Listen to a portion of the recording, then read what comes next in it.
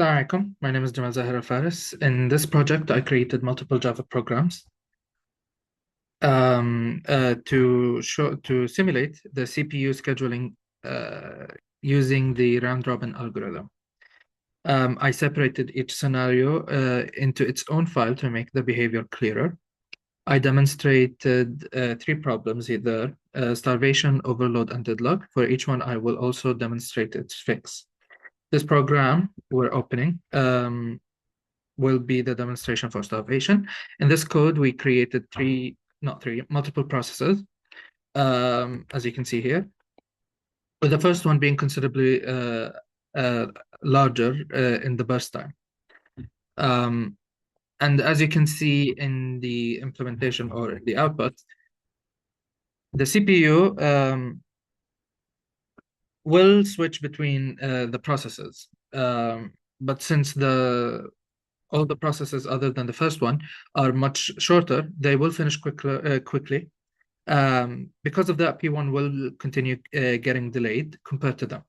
So even though it will eventually run, as you can see here, it will experience much longer waiting time, which is a form of starvation or unfair scheduling.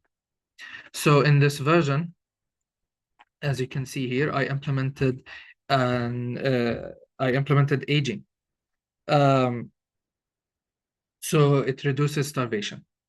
It will track how long each process waits, and if it exceeds a certain limit, I will move it into the front of the queue.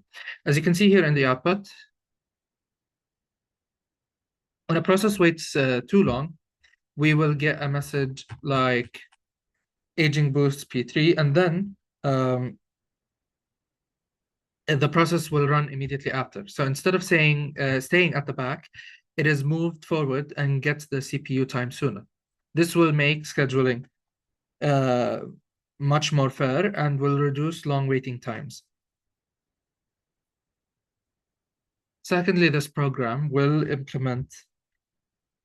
show overload. In this code, I created a large number of processes at the same time. As you can see here in the output, the output will keep switching between many processes, meaning the CPU is handling way too many tasks at once. Because of that, each process will only get a very short amount of time. So the system will be slower overall. Even though scheduling will work, performance will be very much reduced from the overloading, obviously.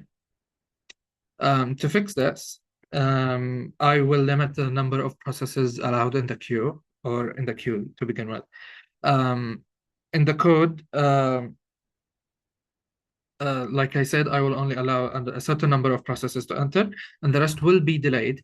So as you can see here in the output, so some processes are marked as delayed instead of running immediately. This will reduce the load on the CPU and will allow the scheduler to work more efficiently.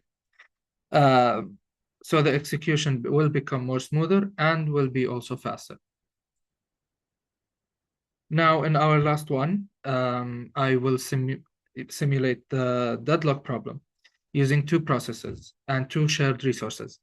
As you can see in the code, each process will try to lock a resource first and then request the second one. However, the important issue here is that the process will request the resource in the opposite order.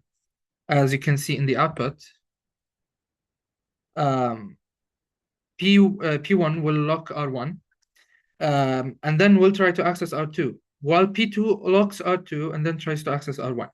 Since each process is holding one resource and waiting for the other, they cannot continue execution properly, and will lead to circular waiting situation where both processes are stuck and cannot proceed.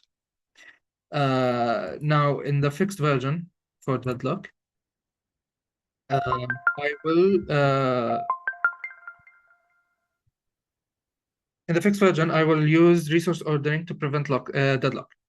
As you can see in the code, both processes are required to request resources in the same order, starting with R1, then R2. Because of this, no process will hold one resource while waiting for the other in a conflicting way. As shown in the output, each process is able to lock the resource step by step. So unlike the previous version, there is no circular waiting, and the system will run normally without getting stuck, as you can see here. The demonstration, this demonstrates how resource ordering prevents deadlock in the operating systems. So overall, these codes show how scheduling problems can appear in real systems. These are all simulations, even with simple algorithms like round robin. And as we saw in all the outputs,